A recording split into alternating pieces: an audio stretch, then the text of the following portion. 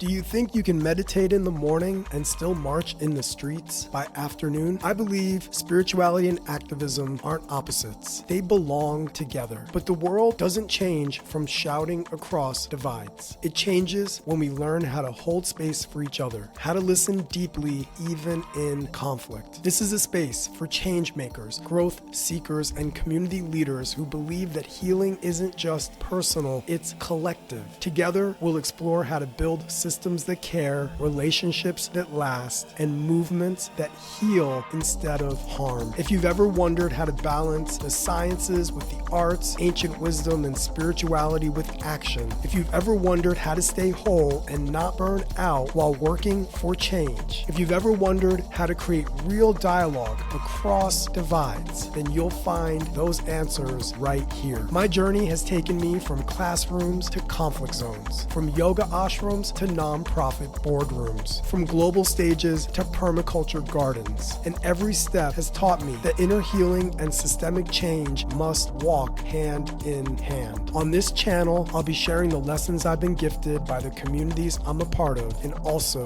have had the honor of serving. Welcome to Everlutionary.